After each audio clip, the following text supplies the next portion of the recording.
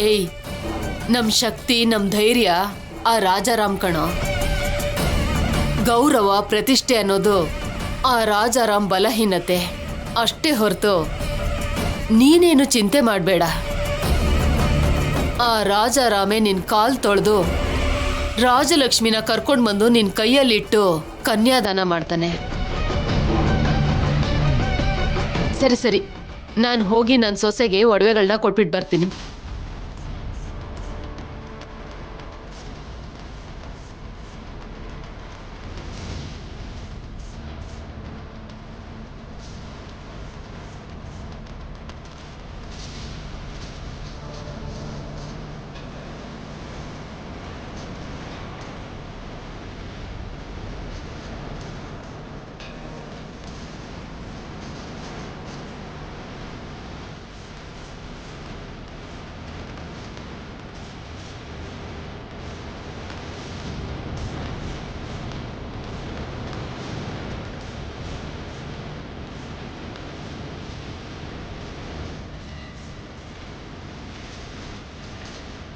ಮಾವ, ಏನ್ ಸೀನು? ಅದೇನು ಅಂದ್ರೆ ಮಾವ, ಈ ಮದುವೆ ಮಾಡ್ಕೊಳ್ಳೋದಕ್ಕೆ ಇಷ್ಟನೇ ಇಲ್ಲ ಅಂತ ರಾಜಲಕ್ಷ್ಮಿ ಮುಖ ನೋಡ್ತಿದ್ರೇನೆ ಅರ್ಥ ಆಗತ್ತೆ. ಇಷ್ಟ ಇಲ್ಲದೆ ಒಂದು ವೇಳೆ ಮದುವೆ ಆದ್ರೆ ಎಷ್ಟು ಕಷ್ಟ ಆಗುತ್ತೆ ಅಂತ ನನಗಾಗಿರೋ ಅನುಭವದಿಂದ ಹೇಳ್ತಾ ಇದ್ದೀನಿ ಮಾವ.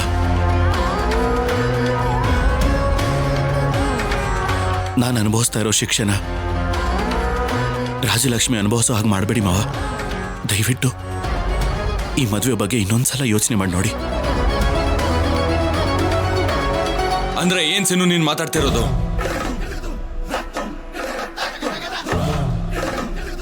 ಏನು ತಪ್ಪು ಮಾಡ್ದಿರೋ ಪ್ರಶಾಂತ್ನ ಪಕ್ಕಕ್ಕಿಟ್ಟು ತಪ್ಪು ಮಾಡಿರೋ ಆ ಶೌರ್ಯನ್ ಕಾಲಿಟ್ಕೊಂಡು ಅಣ್ಣ ಬೇಡ್ಕೋಬೇಕು ಅಂತನಾ? ಆಗಲ್ಲ ಶಿವರಾಜು, ತಪ್ಪು ಮಾಡಿರೋ ಪ್ರಶಾಂತ್ ಅಂತ ರಾಜಲಕ್ಷ್ಮಿ ಹೇಳ್ತಾ ಇದ್ದಾಳಲ್ವಾ? ಯಾಕೆ? ಶೌರ್ಯನ್ ಮೇಲಿರೋ ಪ್ರೀತಿಗೋಸ್ಕರ ರಾಜಲಕ್ಷ್ಮಿ ಸುಳ್ಳು ಹೇಳ್ತಾ ಇರ್ಬೋದಲ್ಲ. ಆದ್ರೆ ಅದೇ ಒಂದು ವೇಳೆ ನಿಜ ಆದ್ರೆ, ತಪ್ಪು ಮಾಡಿರೋ ಪ್ರಶಾಂತ್ ನಮ್ಮ ಮದುವೆ ಆದ್ರೆ ರಾಜಲಕ್ಷ್ಮಿಗೆ ಅನ್ಯಾಯ ಆದಾಗಲ್ವ ಮಾವ? ಮೊದಲು ಈ ತಪ್ಪು ಒಪ್ಪನ್ನ ಪಕ್ಕಕ್ಕಿಟ್ಟು ರಾಜಲಕ್ಷ್ಮಿ ಮನಸ್ಸನ್ನು ಅರ್ಥ ಮಾಡಿಕೊಂಡು ಅವಳ ಮನಸ್ಸಲ್ಲಿರೋರಿಗೆ ಕೊಟ್ಟು ಮದುವೆ ಮಾಡಿದ್ರೆ ಅವಳ ಜೀವನದಲ್ಲೂ ತುಂಬಾ ಸಂತೋಷವಾಗಿರ್ತಾಳೆ ಅಂತ ಅನ್ಸುತ್ತೆ. ಅದಲ್ಲ ಸೀನು, ಸಂದರ್ಭ ಬಂದಾಗ ರಾಜಲಕ್ಷ್ಮಿನ ಒಂದು ಸಲ ಅಲ್ಲ 3 ಸಂದರ್ಭಗಳಲ್ಲಿ ಕೇಳ್ದೆ. ಆಗೆಲ್ಲ ಅವಳು ನಿಮ್ಮಿಷ್ಟ ಅಪ್ಪ ಅಂದ್ಲು. ಆದ್ರೆ ಈಗ ಮಾತು ಬದಲಾಯಿಸ್ತಿದ್ದಾಳೆ. ರಾಜಲಕ್ಷ್ಮಿ ಮಾತಿನ ಮೇಲೆ ನನಗೆ ನಂಬಿಕೆ ಹೋಗಿದೆ ಸೀನು. ಆದ್ರೂ ಇದೊಬ್ಬರು ಸಂತೋಷಕ್ಕೋಸ್ಕರನೋ ಒಬ್ಬರು ಸುಖಕ್ಕೋಸ್ಕರನೋ ಮಾಡ್ತಿರೋ ಮದುವೆ ಅಲ್ಲ. ಊರಲ್ಲಿ ನಮ್ಮ ಕುಟುಂಬದ ಗೌರವ ಮರ್ಯಾದೆನ ಉಳಿಸ್ಕೊಳ್ಳೋದಕ್ಕೆ ಮಾಡ್ತಿರೋ ಮದುವೆ. ಅದು ಹಾಗಲ್ಲ ಮಾವ. ಒಂದ್ಸಲ ಸೀನು,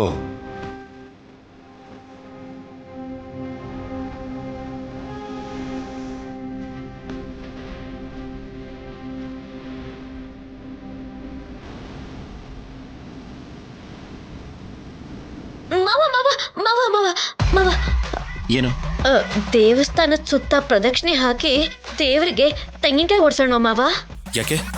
ಯಾಕೆಂದ್ರೆ ಏನ್ ಮಾವ, ನಮ್ ಸಂಸಾರ ಚೆನ್ನಾಗಿರ್ಬೇಕಲ್ವಾ, ಅದಕ್ಕೆ. ನನ್ ಗ್ರಹಚಾರ ಸರಿ ಇಲ್ದೆ ನೀನ್ ಕುತ್ತಿಗೆ ತಾಳಿ ಕಟ್ಟದೆ. ಆ ತೆಂಗಿನಕಾಯಿನ ನಿನ್ ತಲೆ ಮೇಲೆ ಹೊಡ್ಕೋ, ಪೀಡೆ ತೊಲಗುತ್ತೆ.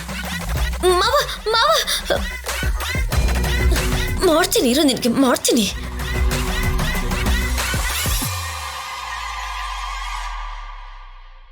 ಗುರುಗಳೇ, ನನ್ ಗಂಡನ್ ಬಗ್ಗೆ ಹೇಳಿ. ಹೇಳೋದಿಕ್ಕೇನಿದೆಯಮ್ಮ, ಮನೆಯಲ್ಲಿ ರಾಮ, ಬೀದಿನಲ್ಲಿ ಕೃಷ್ಣ. ಹೌದಾ ಸ್ವಾಮಿ? ನನ್ ಗಂಡ ಮನೇಲೂ ದೇವ್ರು, ಆಚೆನೂ ದೇವ್ರ. ಸಾಕು ಸ್ವಾಮಿ, ಈ ಜನ್ಮಕ್ ನಂಗಿಷ್ಟೇ ಸಾಕು.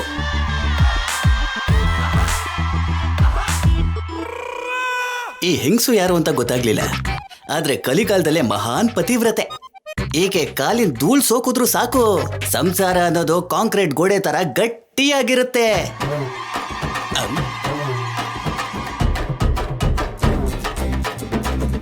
ಯಾರಕ್ಕ ಈ ಸ್ವಾಮೀಜಿ? ಅದೇ ಅರ್ಥ ಆಗ್ತಿಲ್ಲ ಕಣೆ. ಏನಮ್ಮ? ಇಲ್ಲಿ ಬಾ. ಇಲ್ಲಿ ಆ ಸ್ವಾಮೀಜಿ ಏನ್ ಹೇಳ್ತಾವ್ರೆ? ಅವ್ರು ಕೇಳಿದೆಲ್ಲ ನಿಜ ಹೇಳ್ತಾರೆ. ನಿಜ ಹೇಳ್ತಾರಾ? ಹೌದಕ್ಕ, ಹೇಳ್ತಿದ್ದಾರೆ. ನನ್ ಗಂಡ ಮನೇಲೂ ದೇವ್ರು ಆಚೆನೂ ದೇವ್ರಂತೆ. ಹಾ, ಹೌದಾ? ನನ್ ಗಂಡನ್ ಬಗ್ಗೆನೂ ಕೇಳ್ಬೇಕು. ಬಾಕ ಹೋಗ್ ಮಾತಾಡ್ಸಿ ಅಕ್ಕ. ಸರಿನಮ್ಮ, ಬಾ ಹೋಗ್ ಕೇಳೋಣ. ಹೂನಕ್ಕ, ನಡಿ.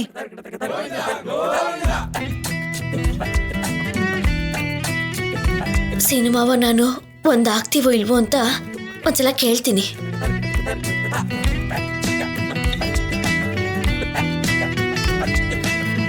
ಸ್ವಾಮಿ, ಏನಮ್ಮ? ನಿಮ್ ಬಗ್ಗೆ ಎಲ್ರು ದೊಡ್ಡದಾಗಿ ಮಾತಾಡ್ತಾ ಇದ್ದಾರೆ. ಚಾರ್ಜ್ ಮಾಡದೇ ಇರೋದ್ರಿಂದ ದೊಡ್ಡದಾಗೆ ಮಾತಾಡ್ತಾರೆ. ನನಗೆ ಒಂದು ಸಮಸ್ಯೆ ಇದೆ ಸ್ವಾಮಿ. ಹೇಳಮ್ಮ, ಡಿವೋರ್ಸ್ ಬೇಕಾ? ಅಲ್ಲ ಸ್ವಾಮಿ, ನಿನ್ ಸುತ್ತ ತಿರುಗೋ ಹಾಗೆ ಮಾಡ್ಬೇಕಾ? ಸ್ವಲ್ಪ ಹಾಗೇನೆ. ಪ್ರಶ್ನೆ ನೇರವಾಗಿದ್ರೆ ಉತ್ತರ ಅನ್ನೋದು ಬಾಣದ ತರ ಬರುತ್ತೆ. ಸ್ವಾಮಿ, ಒಂದು ಸಲ ಕಣ್ಬಿಟ್ಟು ನೋಡಿ ಸ್ವಾಮಿ. ನನಗೆ ಕಿವಿ ಕೇಳಿಸ್ತಾ ಇದೆಯಲ್ಲ. ಆಗಲ್ಲ ಸ್ವಾಮಿ, ಕಣ್ಣಲ್ಲಿ ಕಣ್ಣಿಟ್ಟು ನೋಡ್ತಾ ಮಾತಾಡೋದು ನನ್ನ ಅಭ್ಯಾಸ, ಅದಕ್ಕೆ ಅಷ್ಟೇನೆ. ಹೆಣ್ಣು ಮಕ್ಕಳನ್ನ ನೋಡೋದು ಬಿಟ್ಟು ತುಂಬಾ ಕಾಲ ಆಗೋಗಿದೆ. ಹೇಳಿದ್ದನ್ನ ಕೇಳಿಸ್ಕೊತೀನಿ, ನಾನ್ ನೋಡೋದಿಲ್ಲ. ಹೇಳು.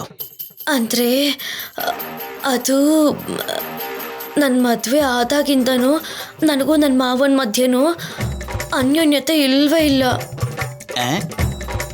ನಮ್ಮಿಬ್ರನ್ನು ಒಂದ್ ಮಾಡೋದಕ್ಕೆ ಏನಾದ್ರೂ ಮಾಡಿ ಸ್ವಾಮಿ. ಮಾಡ್ತೀರಾ?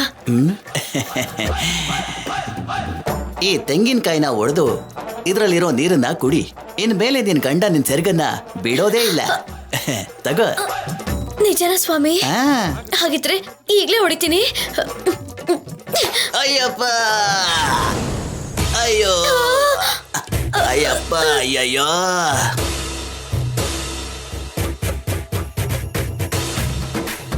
ಇದ್ರಲ್ಲಿ ನೀರ್ ಬರ್ಲಿಲ್ಲ ಅಲ್ವಾ? ಇಲ್ಲಿ ರಕ್ತನೇ ಬಂತಲ್ಲ. ಅಯ್ಯೋ, ರಕ್ತ ಹೇಗ್ ಬಂತು? ನಿಮ್ಗೆ ರಕ್ತ ಕೂಡ ಬರುತ್ತಾ? ನಾನು ಕಾಲಿಗೆ ಹೊಡಿಯೋದನ್ನ ಹೊಡೆದ್ಬಿಟ್ಟು ರಕ್ತ ಬೇರೆ ಬರುತ್ತಾ ಅಂತ ಕೇಳ್ತಲ್ಲಮ್ಮ. ಆದ್ರೂ ಆತರ ಯಾಕೆ ಕಿರ್ಚಿದ್ರಿ ಸ್ವಾಮಿ? ಇವತ್ತು ಬೆಳಿಗ್ಗೆನೆ ಆ ದೇವರ ದರ್ಶನನ ಮಾಡಿಸಿದ್ಯಲ್ಲಮ್ಮ, ಆ ಆನಂದಕ್ಕೆ ಕಿರ್ಚ್ಕೊಂಡೆ. ನಾನ್ ಕಾಯ ಹೊಡೆದ್ರೆ ಅವರು ನಿಮಗ್ ದರ್ಶನ ಕೊಡೋದು ಅಂದ್ರೆ ಏನು? ನನಗೆ ಯಾಕೆ ಕೊಡ್ಲಿಲ್ಲ? ನನ್ ಜಾಗದಲ್ಲಿ ನೀನ್ ಇದ್ದಿದ್ರೆ ನಿನಗೆ ಕೊಡ್ತಿದ್ದಮ್ಮ. ಸರಿ ಬಿಡಿ ಸ್ವಾಮಿ, ನನ್ನ ಮಾವನ್ನು ಒಂದ್ ಮಾಡೋದಕ್ಕೆ ಏನಾದ್ರೂ ಮಾಡ್ತೀರಂತ ಹೇಳಿ ಸ್ವಾಮಿ. ಹೇಳಿದ್ರೆ ಏನ್ ತಗೊಂಡು ಹೊಡಿತೀಯೋ ಅಂತ ನನ್ನ ಮೆದುಳೆಲ್ಲ ಅಲ್ಲಾಡ್ತಾ ಇದ್ಯಮ್ಮ ಹೇಳೋದಕ್ಕೆ. ಅಂದ್ರೆ ಹೇಳಲ್ವಾ? ಹೇಳ್ಬೇಕು ಅಂತ ಅನ್ನಿಸ್ತಿದೆ, ಆದ್ರೆ ನನ್ನ ಕಾಲು ಎಳೀತಾ ಇದೆ. ನೀನು ಹೊಡೆದಿದ್ ಹೊಡೆತಕ್ಕೆ ತೆಂಗಿನಕಾಯಲ್ಲಿ ನೀರು ಮಾಯ ಆಗಿ ನನ್ನ ಕಾಲಲ್ಲಿ ರಕ್ತ ಪ್ರತ್ಯಕ್ಷ ಆಗಿದೆ ಅಂತಂದ್ರೆ ಏನು ಹೇಳಬೇಕು ಅಂತ ಆಲೋಚಿಸ್ತಾ ಇದ್ದೀನಿ. ಏನು ಒಂದ್ ಮಾಡಿ ಸಿನಿಮಾವನ್ನು ನನ್ನನ್ನು ಒಂದ್ ಮಾಡಿ ಸ್ವಾಮಿ. ಬೇಕಿದ್ರೆ ಇನ್ನೂ ಕೈ ಹೊಡಿಲ್ಲ. ಬೇಡಮ್ಮ, ಈ ಕಾಲು ಕಾಶಿವರೆಗೂ ನಡಿಬೇಕಮ್ಮ, ದಯವಿಟ್ಟು ಬಿಟ್ಬಿಡಮ್ಮ. ಮತ್ತೇನಾದ್ರೂ ಹೇಳಿ ಸ್ವಾಮಿ. ಒಂದು ಉತ್ತರ ಕೊಟ್ಟಿದ್ದಕ್ಕೆ ವೈಕುಂಠದಲ್ಲಿ ಮೊದಲನೇ ದ್ವಾರ ದರ್ಶನ ಮಾಡಿಸ್ಬಿಟ್ಟೆ. ಇನ್ನೂ ಒಂದು ಅಂತಂದ್ರೆ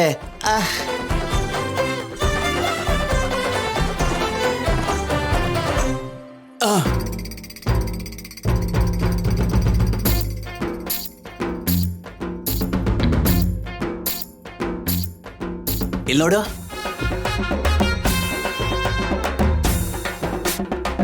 ಈ ತಾಯ್ತನ ತಗೊಂಡೋಗಿ ಇದನ್ನ ನಿನ್ ಗಂಡನ ಕೈಗೆ ಕಟ್ಟಿಬಿಡು. ಮುಖ್ಯವಾದಂತ ವಿಚಾರ, ರಕ್ತ ಬರೋ ಹಾಗಲ್ಲಮ್ಮ, ಮೆಲ್ಲ ಕಟ್ಟು. ತಗೋಮ್ಮ.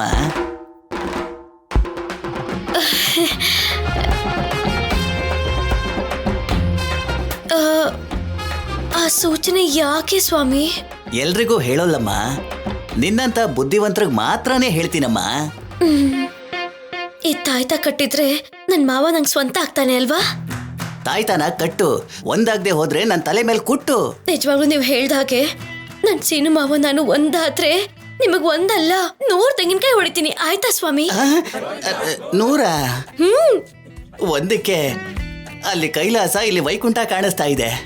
ಇನ್ನು 100 ಅಂತಂದ್ರೆ ಬೇಡಮ್ಮ, ನನಗ ಅದೃಷ್ಟ ಇಲ್ಲಮ್ಮ. ನೀನು ಇಲ್ಲಿಂದ ಹೋಗಮ್ಮ ಸಾಕು. ಬರ್ತೀನಿ ಸ್ವಾಮಿ. ಆ? ಬೇಡಮ್ಮ, ಮತ್ತೆ ಬರಬೇಡಮ್ಮ. ಸ್ವಾಮಿ,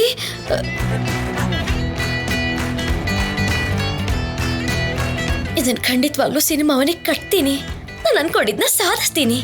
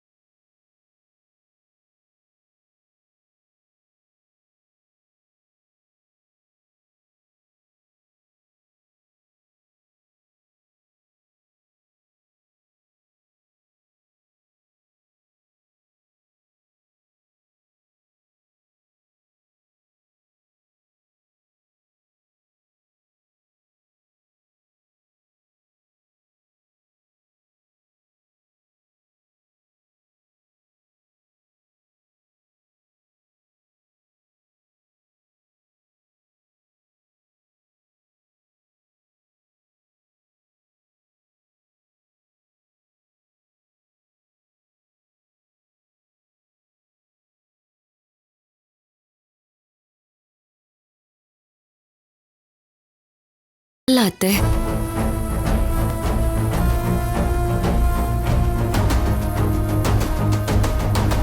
ಏನು ಸೊಸೆಗೋಸ್ಕರ ಸ್ವೀಟ್ಸ್ ತಂದಿದ್ದೀರಾ? ಇಲ್ಲ, ಹಿಡ್ಕೋ.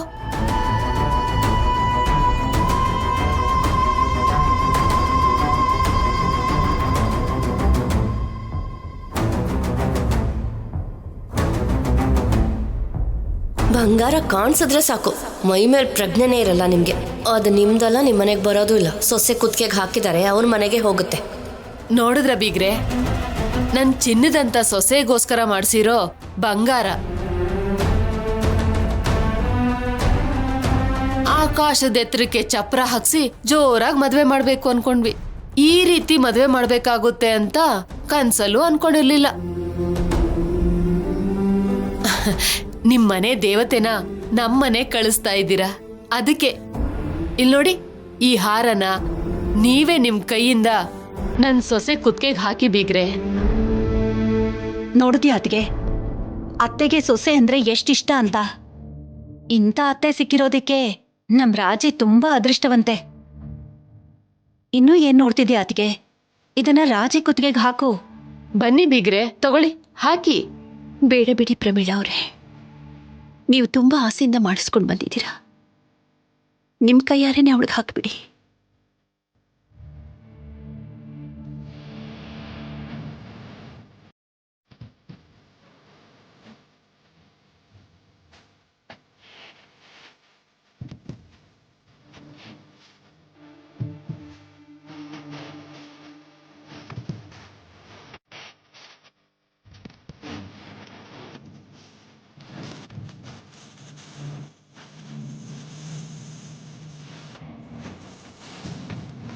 ಅಪ್ಪಟ ಚಿನ್ನದ ಗೊಂಬೆ ತರ ಕಾಣಿಸ್ತಿದ್ಯಾ.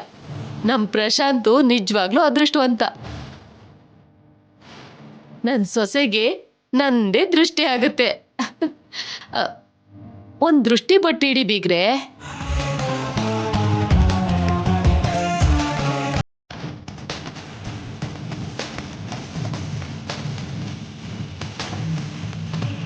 ಅತಿಗೆ, ನೀವ್ ಇವಳನ್ನ ರೆಡಿ ಮಾಡಿ ಕರ್ಕೊಂಡ್ ಬನ್ನಿ. ಯಾರ ಕಣ್ಣು ಬೀಳ್ದೇ ಇರ್ಲಿ ಅಂತ ಸೀನು ಚಾರು ಕೈಲಿ ಕಾಯಿ ಹೊಡಿಸ್ತೀನಿ ಅಂತ ಹರಕೆ ಹೊತ್ಕೊಂಡಿದ್ದೆ. ನಾನು ಹೋಗ ಆ ಕೆಲಸ ನೋಡ್ಕೊಳ್ತೀನಿ. ಬಾ ಪಾರ್ವತಿ.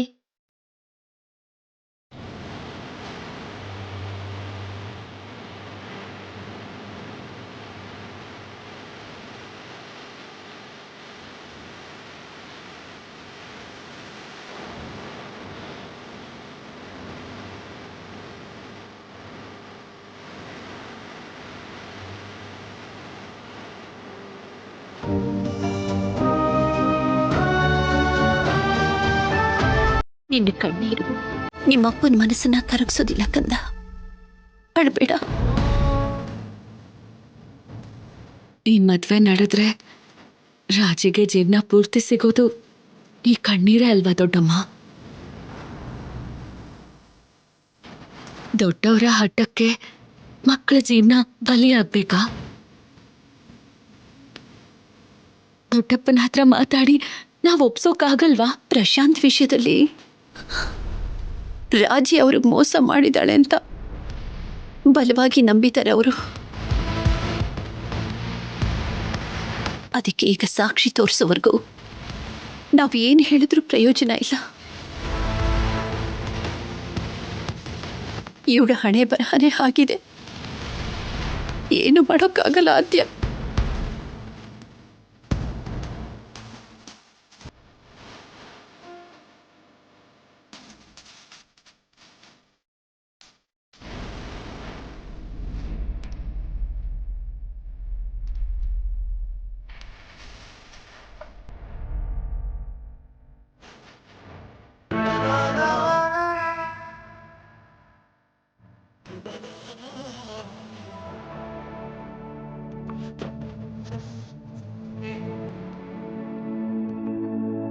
ಆದ್ಯ ಆದ್ಯ ಆದ್ಯ ಏನ್ ಚಾರು? ಇಲ್ಲೋಡ, ಏನದು? ಇದು ಸ್ವಾಮೀಜಿ ಅವರು ಮಂತ್ರಿಸ್ಕೊಟ್ಟಿರೋ ತಾಯ್ತ. ಯಾಕೆ?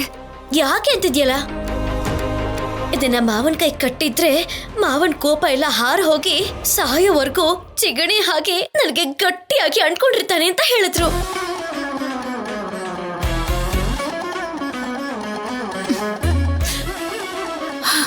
ಅದನ್ನ ನೀನ್ ನನಗೆ ಯಾಕೆ ಹೇಳ್ತಿದ್ಯಾ? ಹೋಗ್ ಕಟ್ಟು. ಹಾ, ನಾನು ಹೋಗಿ ಕಟ್ತೀನಿ ಅಂದ್ ಮಾತ್ರಕ್ಕೆ ಮಾವ ಏನದನ್ನ ಕಟ್ಟಿಸ್ಕೊಂಡ್ ಬಿಡ್ತಾನ ಏನೋ? ಮತ್ತೆ ಏನ್ ಮಾಡ್ತೀಯಾ? ಅದಕ್ಕೆ ಅಲ್ವಾ ನಾನು ನಿನ್ನ ಹತ್ರ ಬಂದಿರೋದು. ನಾನೇನ್ ಮಾಡಕ್ಕಾಗುತ್ತೆ? ನೀನು ತುಂಬಾನೇ ಬುದ್ಧಿ ಇರೋಳು. ಅದು ಅಲ್ದೆ ನನ್ ಮಾವನ್ ಮನ್ಸೇನು ಅಂತ ಗೊತ್ತಿರೋಳು. ಅದಕ್ಕೆ ಇದನ್ನ ಮಾವನ್ ಕೈಗೆ ಕಟ್ಟೋದಕ್ಕೆ ಏನಾದ್ರೂ ಐಡಿಯಾ ಕೊಡ್ತೀನೋ ಅಂತ ಬಂದೆ. ಅಲ್ಲ, ಈಗ ಎಲ್ಲರೂ ಎಂಥ ಪರಿಸ್ಥಿತಿಲಿ ಇದ್ದಾರೆ ಅಂತ ನಿನಗೇನಾದ್ರೂ ಗೊತ್ತಾಗ್ತಿದ್ಯಾ ಚಾರು? ಇಷ್ಟ ಇಲ್ದೇ ಇರೋ ಮದ್ವೆನ ಮಾಡ್ಕೊಳೋಕಾಗ್ದೆ ಅಲ್ಲಿ ರಾಜಲಕ್ಷ್ಮಿ ಅಳ್ತಾ ಇದ್ದಾಳೆ. ಪ್ರಶಾಂತ್ ಕೆಟ್ಟವನು ಅಂತ ಗೊತ್ತಾದ್ರೂ ಅವನ್ ಜೊತೆ ಮದ್ವೆನ ನಿಲ್ಸೋಕಾಗ್ತಿಲ್ಲ ಅಂತ ಅಲ್ಲಿ ದೊಡ್ಡಮ್ಮ ಅಳ್ತಿದ್ದಾರೆ.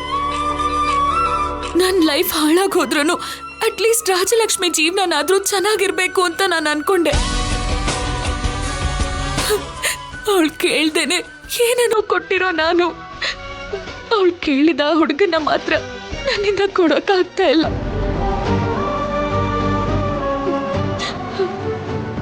ನೋಡು ಚಾರು, ರಾಜಲಕ್ಷ್ಮಿ ನಿನಗೆ ಒಬ್ಬ ಸಿಸ್ಟರ್ ಇದ್ದ ಹಾಗೆ. ಅವಳು ನೋವಲ್ಲಿದ್ರೆ ನಿನಗೇನು ಅನ್ನಿಸ್ತಾನೆ ಇಲ್ವಾ? ಅವಳ ಜೀವನ ನಾಶ ಆಗುತ್ತೆ ಅಂತ ನಿನಗ್ ಸ್ವಲ್ಪನೂ ಬೇಜಾರಾಗ್ತಿಲ್ವಾ? ಇಲ್ಲಿ ಅವ್ರವ್ರ ಜೀವನ ಅವ್ರದಮ್ಮ, ಅದೆಲ್ಲ ಗೊತ್ತಿಲ್ಲ. ನೀನ್ ನನಗೀಗ ಐಡಿಯಾ ಕೊಡ್ತೀಯೋ ಇಲ್ವೋ ಅಂತ ಹೇಳು ಅಷ್ಟೇ. ಇಲ್ಲ, ನಾನ್ ಕೊಡೋಕ್ಕಾಗಲ್ಲ. ನನ್ ಮನ್ಸ್ ಸ್ವಲ್ಪನೂ ಚೆನ್ನಾಗಿಲ್ಲ. ನಾನು ಯೋಚನೆ ಮಾಡಕ್ ಆಗ್ತಿಲ್ಲ. ಆದ್ಯ ಆದ್ಯ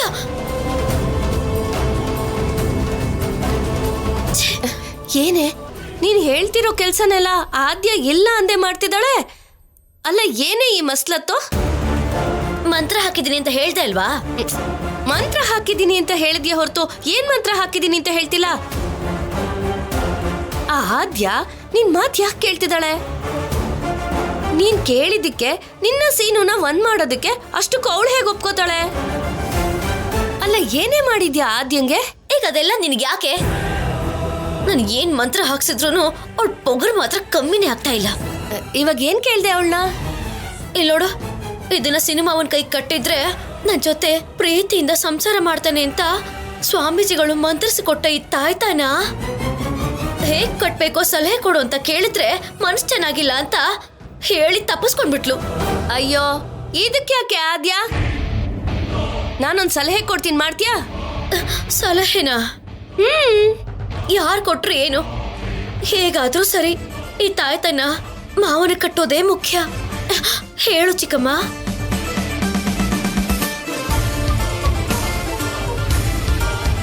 ಅಲ್ಲೋಡು ಅಲ್ಲೋಡು, ಅಲ್ಲಿ ಕಾಣಿಸ್ತಿದೆ ನೋಡು. ನೀನ್ ಹೋಗಿ ಆ ಕಲ್ಯಾಣಿಲ್ ಮುಳುಗು. ಏನಂತೆ?